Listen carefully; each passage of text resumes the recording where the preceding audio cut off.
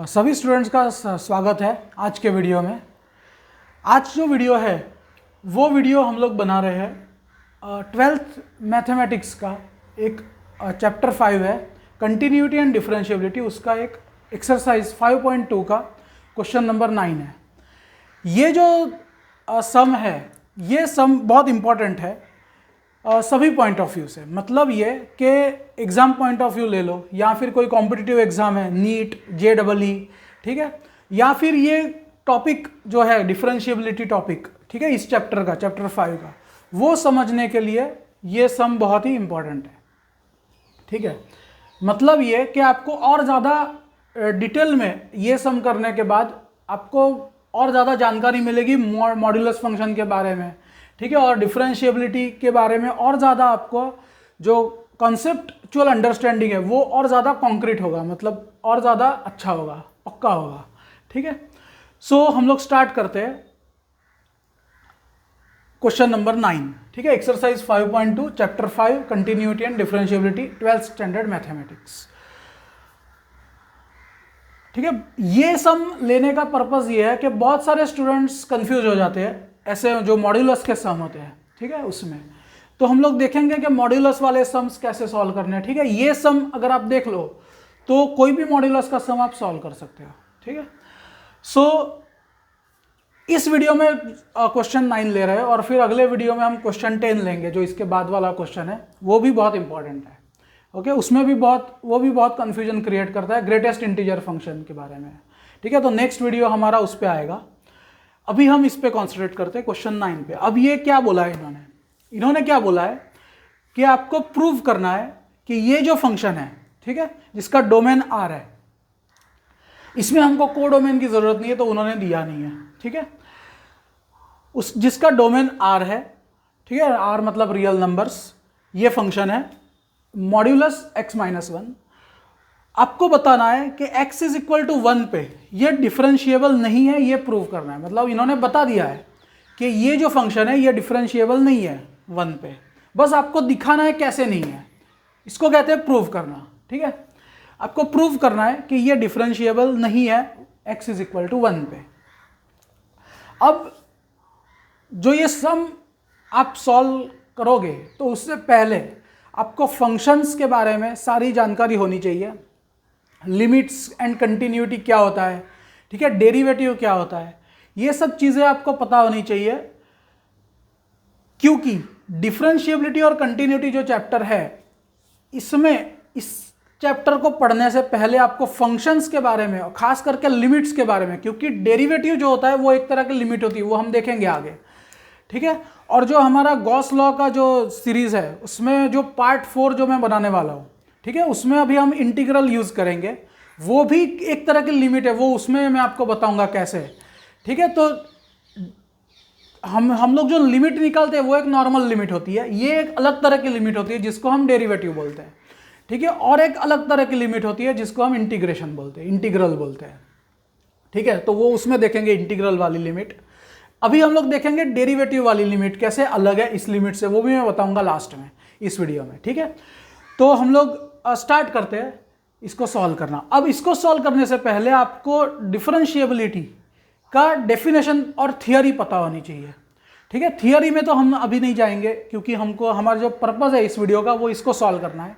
अगर आपको थियरी के बारे में अगर आपको और डिटेल में जानकारी चाहिए, ठीक है, जितना बुक में दिया है उससे डिटेल में, तो आप कमेंट सेक्शन में आप बता सकते हो। अगर कोई किसी एक भी स्टूडेंट की कमेंट आएगी तो मैं डिफरेंशिएबिलिटी की पूरी थियरी पे एक वीडियो अलग से बनाऊंगा। ठीक है, तो अभी हम लोग जो बात करेंगे वो डिफरेंशिएबिलिटी के डेफिनेशन पे बात करेंगे। ठीक है, डेफिनेशन क्या है डिफरेंशिएबिलिटी का, ये आपको पूरा माइंड में होना चाहिए जब आप इस चैप्टर के जो इस एक्सरसाइज के सम सॉल्व कर रहे हो।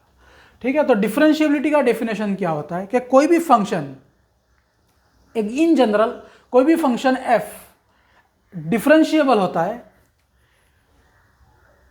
डेफिनेशन लिख रहा हूं मैं, a function, any function f is differentiable at point a if and only if limit h tends to 0 f of point a0 लिख देते हैं, f of a0 plus h minus f of a0 upon h exists. इसका क्या मतलब है, पहले हम definition समझते हैं, ठीक है। डेफिनेशन क्या बोल रहा है कि कोई भी फंक्शन f डिफरेंशिएबल होगा एट पॉइंट a0। क्या बोल रहा है, कोई भी फंक्शन जो है वो डिफरेंशिएबल होगा किस पॉइंट पे, किसी एक पॉइंट पे a0 पे। इफ एंड ओनली इफ, अगर, ठीक है, वो मैं बताता हूं इफ एंड ओनली इफ मतलब क्या है।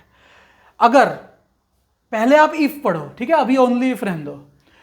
Any function f is differentiable at point a0 if limit h tends to 0 f of a0 plus h minus f of a0 upon h exist. मतलब अगर ये लिमिट एग्जिस्ट करेगी तो उस function के लिए, तो वो फंक्शन a0 पे डिफरेंशिएबल होगा। अगर ये लिमिट एग्जिस्ट करेगी तो।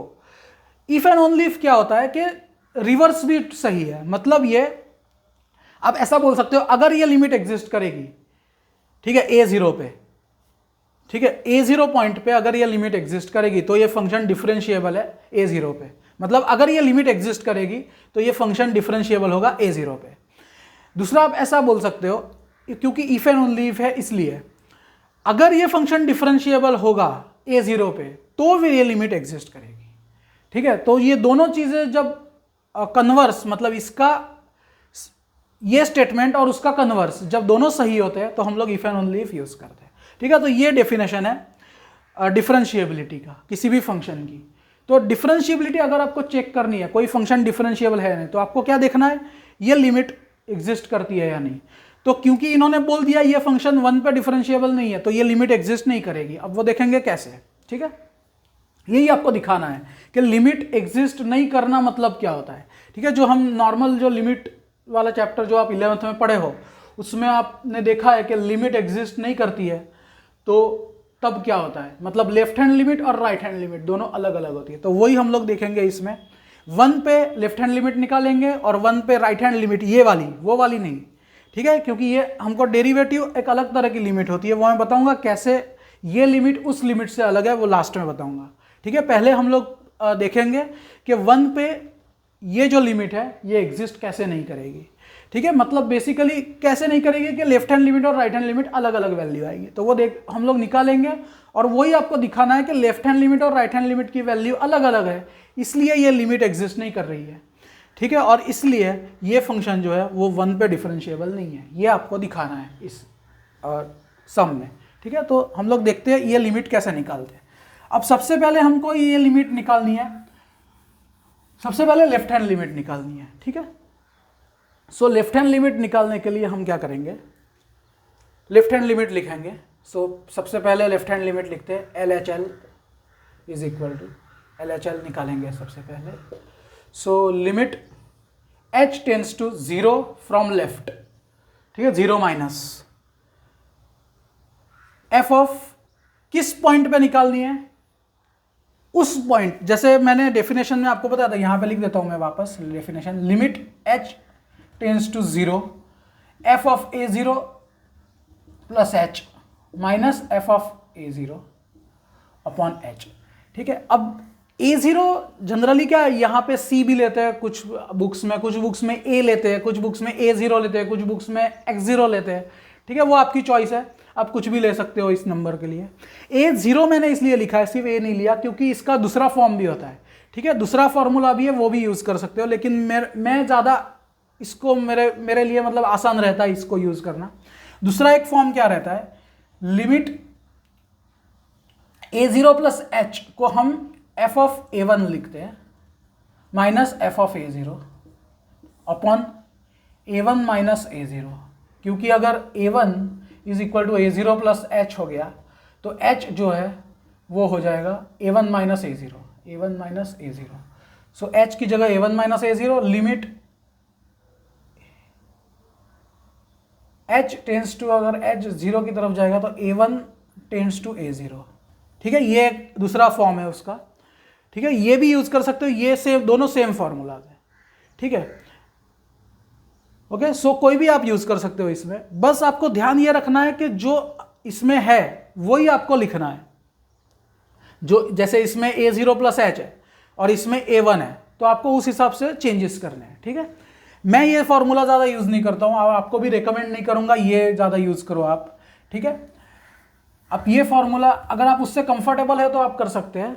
ठीक है, बाकी ये फॉर्मूला मेरे को ज़्यादा इजी है ऐसे सम्स को सॉल्व करने में, और ये यूनिवर्सल है, मतलब किसी भी तरह के फंक्शन के कहीं भी आपको अगर डिफरेंशिएबिलिटी चेक करनी है, ये फॉर्मूला हैंडी रहता है। ठीक है, तो हम लोग ये फॉर्मूला यूज करेंगे। अब इन्होंने क्या बोला है कि a0 पे अगर डिफरेंशिएबिलिटी चेक करनी है तो आपको क्या करना है, a0 plus h, f of a0 plus h निकालना है, फिर f ऑफ a0 निकालना है और दोनों को सब्ट्रैक्ट करना है और h से डिवाइड करना है। ठीक है, तो हम लोग क्या करेंगे, वही करेंगे a0 प्लस h। अब हमारा a0 क्या है, हमको कहाँ चेक करनी है डिफरेंशिएबिलिटी, वो देखो। तो हमारा जो पहले पहचानना जरूरी है a0। ठीक है, हमारा कौन सा पॉइंट है, किस पॉइंट पे हमको डिफरेंशिएबिलिटी चेक करनी है, 1 पे, तो हमारा a0 जो है वो 1 है। ठीक है, तो हम लोग क्या करेंगे, h tends to left hand limit 0 minus f of 1 plus h minus f of 1 upon h। ठीक है, आई होप बहुत ही सिंपल स्टेप है, क्लियर हो गया होगा आपको। ठीक है, हमने क्या किया है, जस्ट हमारा जो a0 है दैट इज 1, मतलब a0 एक पॉइंट है जिस पॉइंट पे आपको डिफरेंशिएबिलिटी चेक करनी है, तो हमारा जो पॉइंट है यहाँ पे वो 1 है।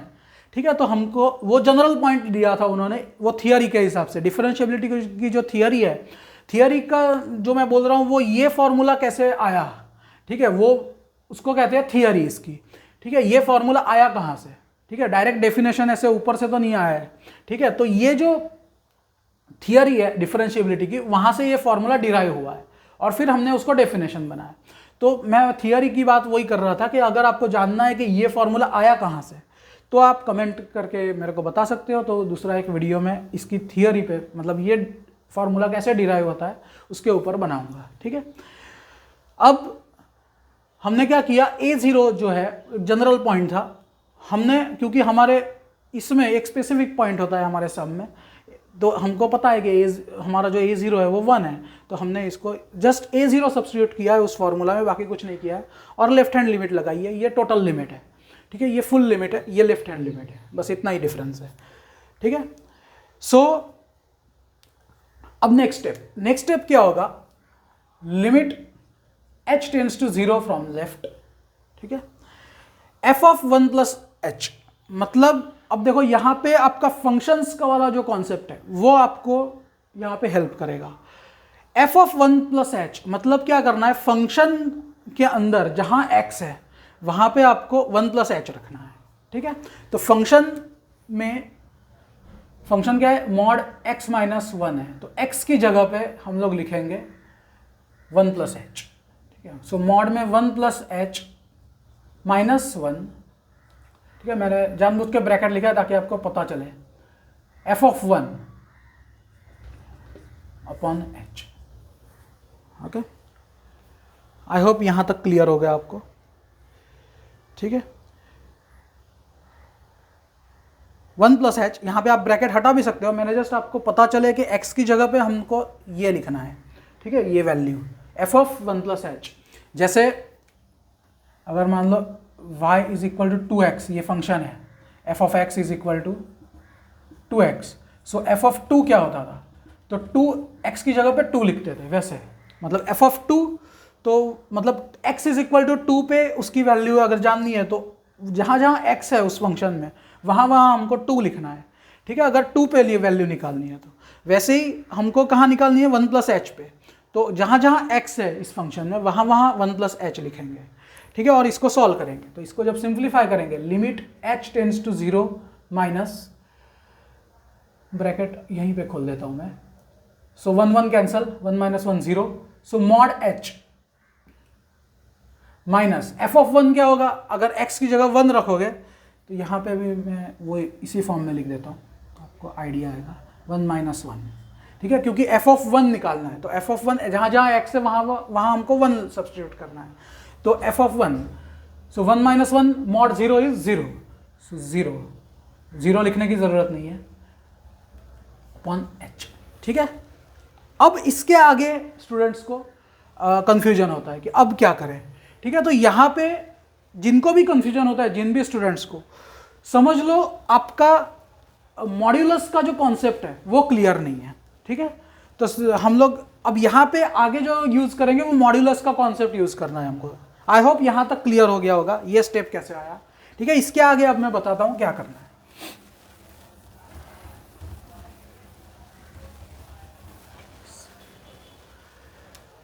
मॉड्यूलस का जो डेफिनेशन होता है वो यहाँ पे यूज़ करना है। मॉड्यूलस का क्या डेफिनेशन होता है? That mod x is equal to x if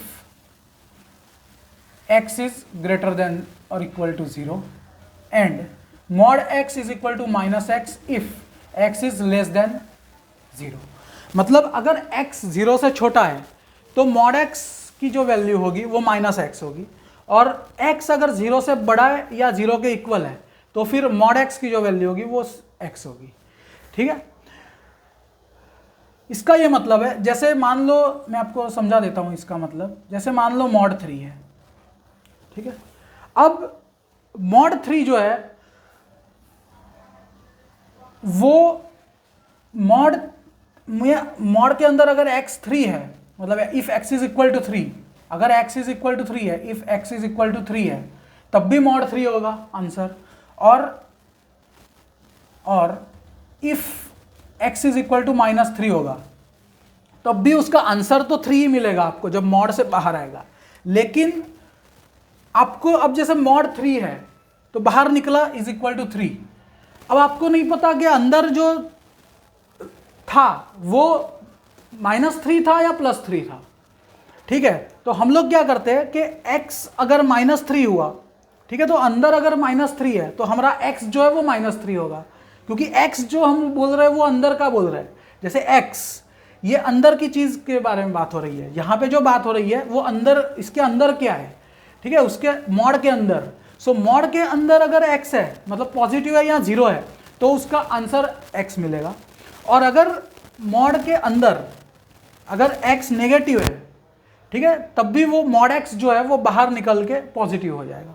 ठीक है, सो मतलब ये कि माइनस ऑफ माइनस दैट होगा। मतलब ये कि जैसे मान लो x इज इक्वल टू -3 है तो मॉड ऑफ -3 होगा। ठीक है, मॉड -3 मतलब क्या होगा? Minus of -3। हमारा x क्या है? -3 है, तो -3 और फिर उसको एक और माइनस कर दो तो माइनस माइनस प्लस, तो वो हो जाएगा 3। ठीक है, और अगर पॉजिटिव है, यहाँ पे क्या होगा? मॉड 3 है तो वो जस्ट x ही मिलेगा, मतलब हमारा x क्या था? 3 था, तो 3। ठीक है, लेकिन अगर आपका x अगर -3 है, ठीक है, तो बाहर निकल के माइनस ऑफ दैट हो जाएगा x, क्योंकि ऑलरेडी वो माइनस है तो माइनस माइनस प्लस हो जाएगा। ठीक है, तो ये बेसिकली इसका मतलब है। मतलब ये कि मॉड x, अगर x 0 से बड़ा है तो x ही मिलेगा आपको, और अगर 0 से छोटा है तो आपको -x लिखना है इसकी जगह पे। मतलब मॉड x की जगह पे आप -x लिख सकते हो अगर x 0 से छोटा है। -x, याद रखो -x आपको लिखना है, लेकिन x क्योंकि 0 से छोटा है तो वो x के साथ भी एक माइनस होगा, तो वो माइनस माइनस कैंसिल होकर वो प्लस हो जाएगा। ठीक है, तो वही चीज़ हमको यहाँ पे करनी है। अब यहाँ पे देखो मॉड h है। अब हम लोग क्या कर रहे हैं यहाँ पे? अब आपको यहाँ पे ध्यान से देखना है हम लोग कर क्या रहे हैं। यहाँ पे हम लोग क्या कर रहे हैं? 0 से लेफ्ट की तरफ, मतलब 0 के लेफ्ट से 0 की तरफ जा रहे हैं। हमारा h जो वैल्यू है वो 0 के लेफ्ट से 0 की तरफ जा रही है, मतलब ये नंबर लाइन है। ठीक है, यहाँ पे 0 है तो 0 के लेफ्ट से मतलब 0.1 मान लो, हमने h इज इक्वल टू 0.1 ले लिया। ये इस तरफ 0 के लेफ्ट में माइनस होंगे सारे। ठीक है, तो 0 के लेफ्ट से 0 की तरफ जा रहे हैं तो सारी वैल्यूज नेगेटिव होंगी, तो सारे h लेंगे हम लोग, वो नेगेटिव होंगे क्योंकि h tends to 0 from left. ठीक है, तो लेफ्ट से 0 की तरफ जा रहे हैं तो सारे h नेगेटिव होंगे। ठीक है, तो मॉड h जो है वो क्या होगा? Mod h will be -h। So mod h को हम लिख सकते हैं -h। So limit h tends to 0 from left, mod h की जगह पे हम माइनस h से रिप्लेस करेंगे क्योंकि h नेगेटिव है, तो मॉड h, क्योंकि मॉड h पॉजिटिव होना चाहिए, तो वो पॉजिटिव को करने के लिए हमको हमारा डेफिनेशन, मॉड्यूलस का डेफिनेशन क्या है, मॉड x, अगर x नेगेटिव है तो माइनस x लिखेंगे मॉड x की जगह पे, सो दैट वो माइनस माइनस कैंसल होके प्लस हो जाए। तो यहाँ पे मॉड h हमारा, क्योंकि h सारी नेगेटिव वैल्यूज ले रहा है, लेफ्ट से जा रहा है जीरो की तरफ, ठीक है, तो जीरो की तरफ अगर वो लेफ्ट से जा रहा है तो मॉड h जो है वो माइनस h हम लोग रिप्लेस करेंगे। सो माइनस h, क्योंकि h इटसेल्फ इज नेगेटिव, तो मॉड से बाहर निकलने पे वो पॉजिटिव होना चाहिए, तो इसलिए हमको माइनस h लिखना है। और नीचे अगेन h की वैल्यू सारी नेगेटिव है, ठीक है, तो यहाँ भी माइनस h हो जाएगा, क्योंकि h सारी नेगेटिव वैल्यूज लेगा तो ये भी माइनस h हो जाएगा, ठीक है, सॉरी यहाँ पे h ही रहेगा, ठीक है। सो h, क्योंकि h इटसेल्फ नेगेटिव है तो यहाँ पे सिर्फ h रहेगा, ठीक है। अब h, क्योंकि ये मॉड है इसलिए हमने माइनस h लिया, नीचे मॉड नहीं है तो हमको सिर्फ h ही रखना है, ठीक है।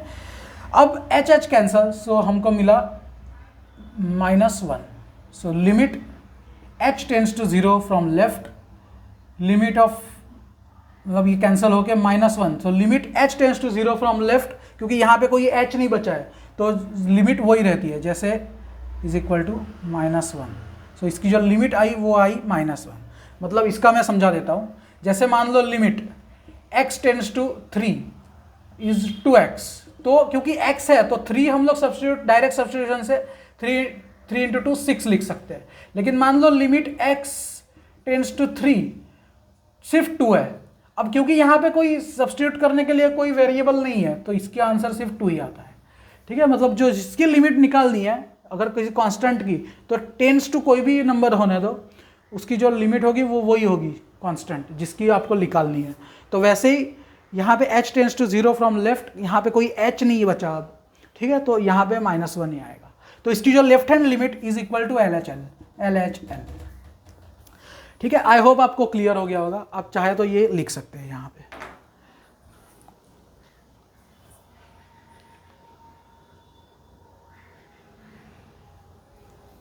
ठीक है, अब ये तो हुई LHL, तो LHL हमारी निकली -1। अब निकालेंगे राइट हैंड लिमिट, ठीक है।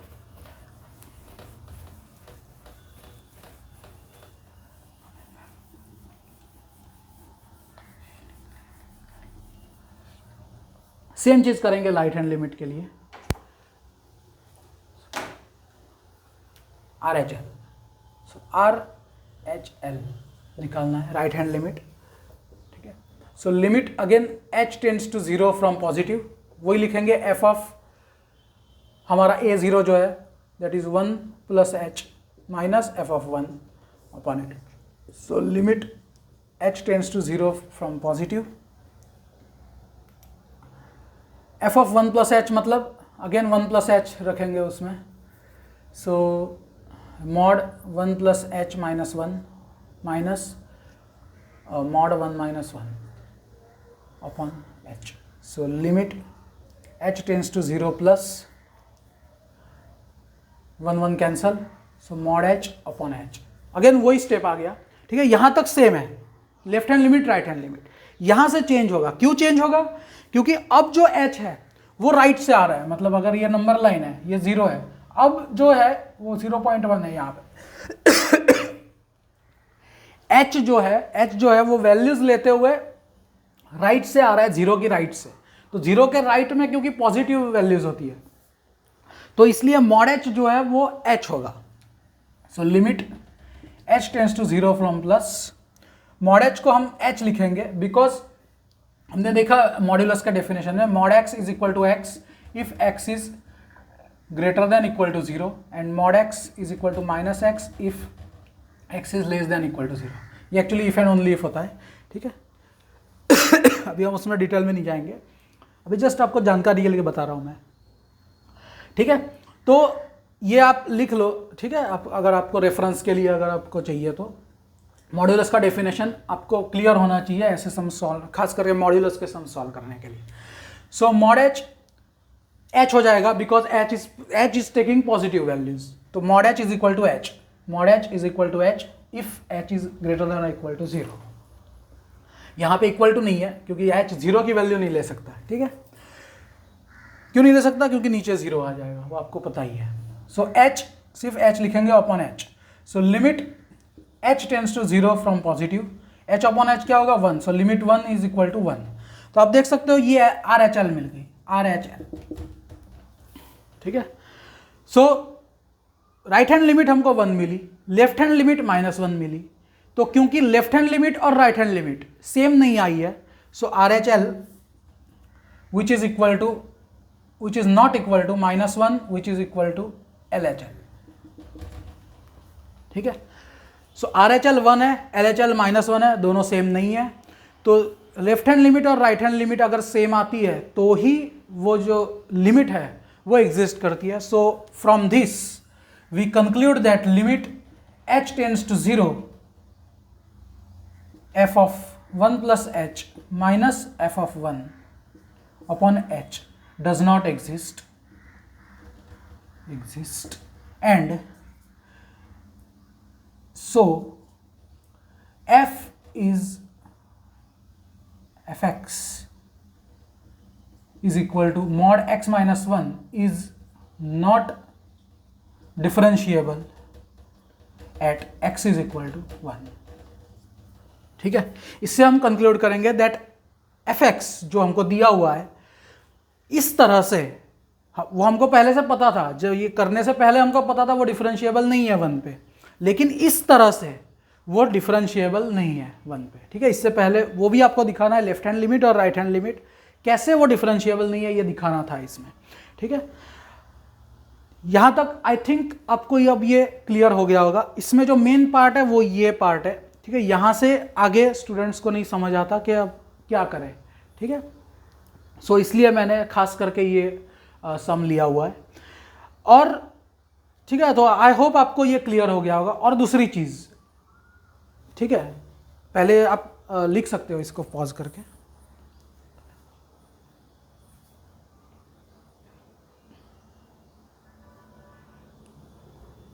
ओके, दूसरी चीज़, एक सवाल है आप लोगों से, ठीक है, आप कमेंट में इसका जवाब दे सकते हो। ये लिमिट जो है, ये लिमिट हमारी जो नॉर्मल लिमिट जो हम निकालते हैं, ठीक है, जो आप 11th में लिमिट्स एंड डेरिवेटिव्स में आपने लिमिट्स निकाली होगी, तो ये लिमिट जो है वो उस लिमिट से कैसे अलग है? ये मेरा क्वेश्चन है आपसे।